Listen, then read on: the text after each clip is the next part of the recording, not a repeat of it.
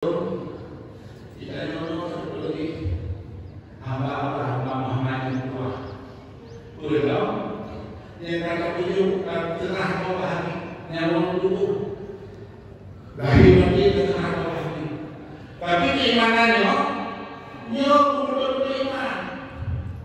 Ya, beriman. Dia belajar iman dari berkah, berarti berkah yakin bahagia.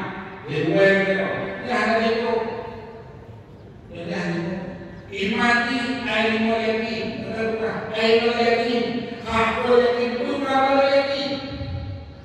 Lagi iman, Nabiullah Ibrahim alaihissalam. Karena kita yukoh dan kubur dan sesuatu yang Nabiullah Ismail berlaksanakan dan tidak iman kepada itu.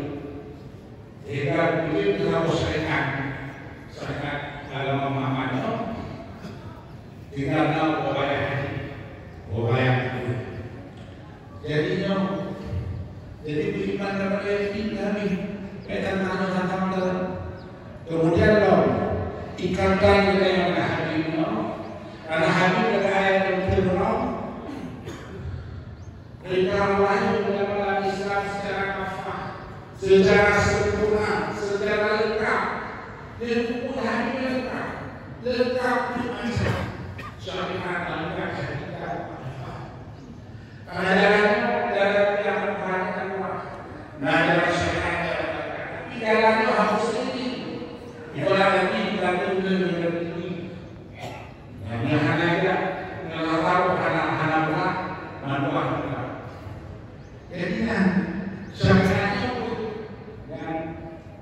dan hukum Islam Quran yang diusahakan.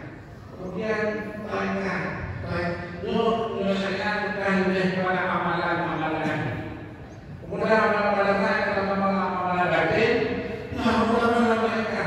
Nah, pada saat amalan mereka itu halunan gue. Nah, gue itu kata-kata gue itu halunan gue yang akhir tidak.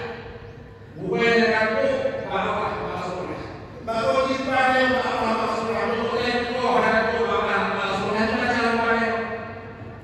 Tapi yang belum dengan orang yang Quran begitu orang Allah. Jadi mengikat hatinya seperti di dalam ulama mereka supaya mengikat dengan hati.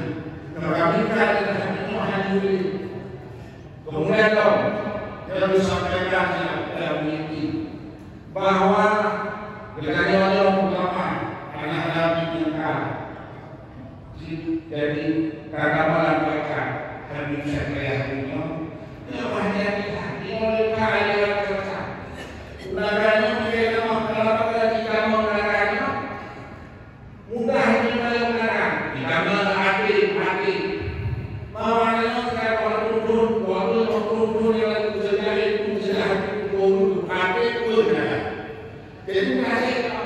jadi seolah-olah hati itu sama. Karena hati itu mereka menambahkan bacaan apa? Nah, baca-baca mereka. Profesi NU Indonesia tapi untuk baca mereka di Barat. Baca di Indonesia. Jadi untuk baca jalannya adalah itu ya. Jadi mereka mati Hati saja, kan orang sebab banyak orang berusaha terlihat.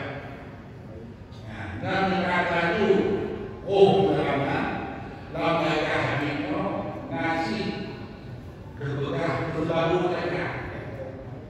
Pokoknya mereka kata dulu saja, dalam masalah ini orang harapnya bisa berusaha tidak dari mana dari hadis. Kalau orang ini, kalau mereka selalu